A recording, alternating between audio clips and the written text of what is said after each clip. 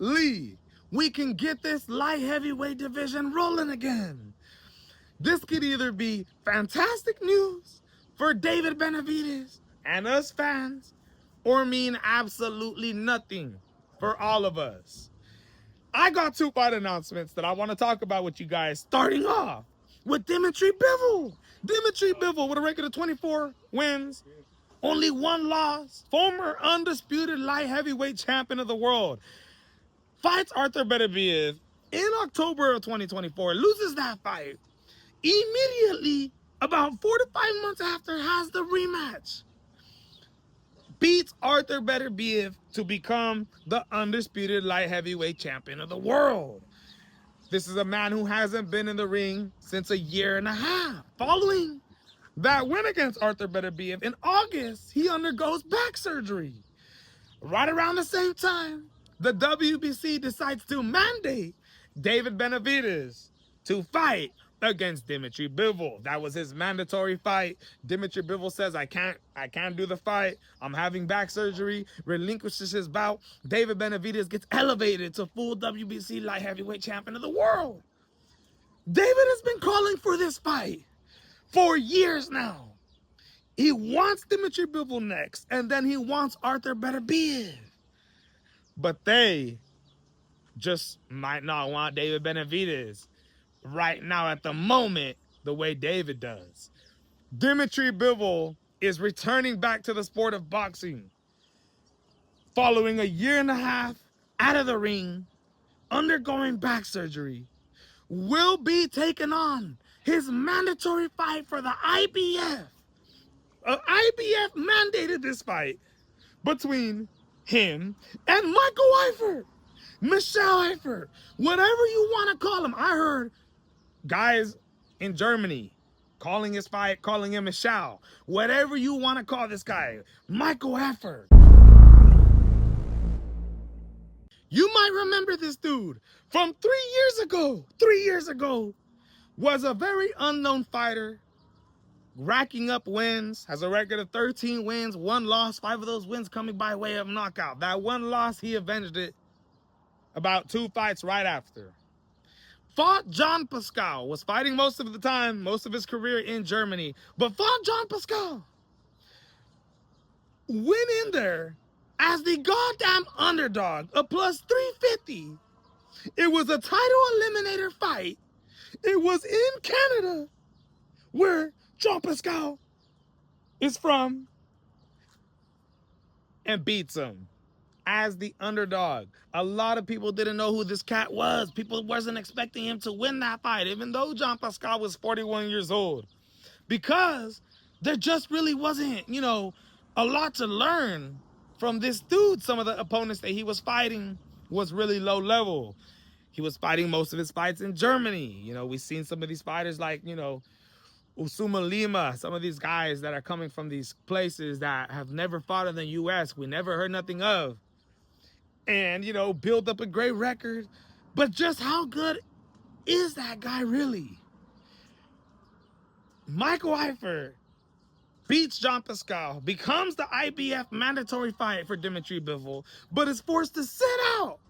Forced to sit out and wait. Because Dmitry Bivol would rather, you know, fight guys like Arthur Beterbiev. And he waited for 3 goddamn years. The IBF allowed this to happen and happen and happen. And it forced him to finally come back. And what? His last fight was in 2024. In 2024, a fight that he took because he didn't want to sit around and just waste time, waste life, waiting for the fight against Dmitry Bivol. He did not fight in 2025. Has been sitting around 3 years waiting for this. And finally got his shot, my people. Dmitry Bivol is coming back and fighting Michael Eifert, a fighter who has been wanting this fight for 3 goddamn years, sitting patiently waiting.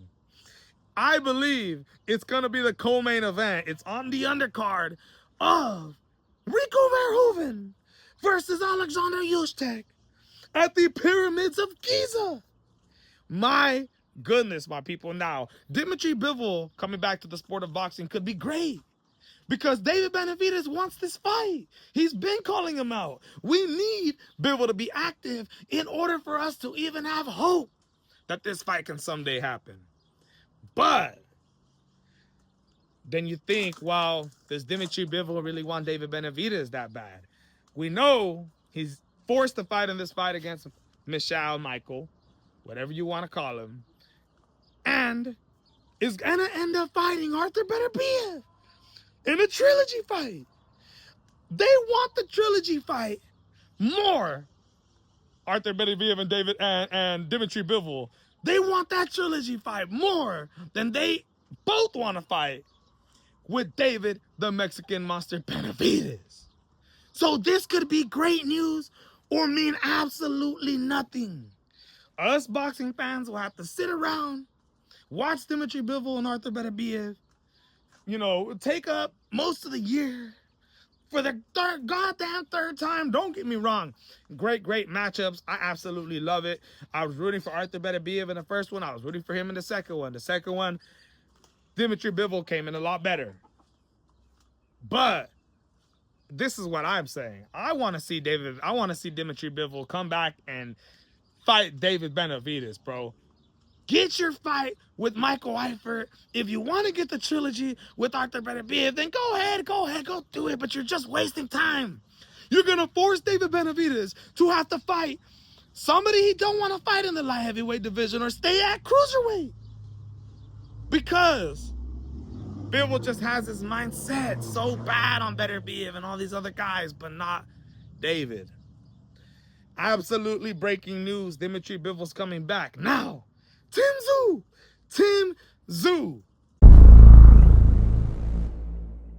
coming back before he fights against Earl the True Spence Jr. in June of 2026 this year, the summer. We heard the breaking news, Tszyu, Earl Spence. But we seen that Tszyu was going to have a tune-up fight before that. And out of all the tune-up fights that this dude could have picked, not some type of guy like Joey Spencer. No. This man selects an undefeated, ranked number 12 by the WBA junior middleweight rankings, an undefeated 20-0 Albanian 8-time national amateur champion who's a skillful fighter. Go do your tape study. This guy actually does have some skills behind him. It seems like it's going to be a very good fight with Tszyu. I think Tszyu is going to win this fight. But I don't think that this is any type of, tune-up, let's just say, in the likelihood of Osumalima. Nah, this ain't an Osumalima at all. Tszyu ain't a Jerome Boots Ennis to even add to that. So this is going to be a lot closer of a fight than we think. At least, that's what I'm thinking as of right now. Now, at the end of the day, Tszyu coming off a win against Anthony Velasquez was looking good all the way up until the first fight with Sebastian Fundora. Until the fight right after that against Bakram Mirzataliev. Getting knocked out in the third round, getting absolutely dropped all over the place. Coming back, beating Joseph Spencer, and then having the rematch with Sebastian Fundora. And we all seen how that went. Quitting, or if you don't want to say he quit, even though he wasn't arguing with the people who said we calling the fight, he didn't argue with his goddamn team. Tszyu finished after round 7 on the stool. No mas. He wanted no mas. Sebastian Fundora drops him in the first round. Tszyu starts to pick it up in the 7th round. That was Tszyu's best round. I don't know why they stopped that fight. I know, he'd be having stuff, wrong with his head and whatever you want to say. But at the end of the day, the dude just flat out, him and his team just quit. After that, he returns in his first fight with new trainer Pedro Diaz against Anthony Velasquez. I believe Anthony Velasquez was undefeated. This is going to be his second back-to-back undefeated fighter that he faces. And beat Anthony Velasquez. Didn't knock him out, but he was able to beat him. Now, I still seen him make a lot of mistakes in that fight. I know sometimes when you switch trainers, it's hard to adjust, especially on that first fight. The second fight should be a little bit better going for Tszyu, but I don't think this guy, Denis Nurja, is a goddamn slouch at all. And he's getting a huge opportunity right here to come and shock the world. Tszyu needs to win this fight if he wants to fight against Errol Spence in June of 2026. I can't wait for this, man.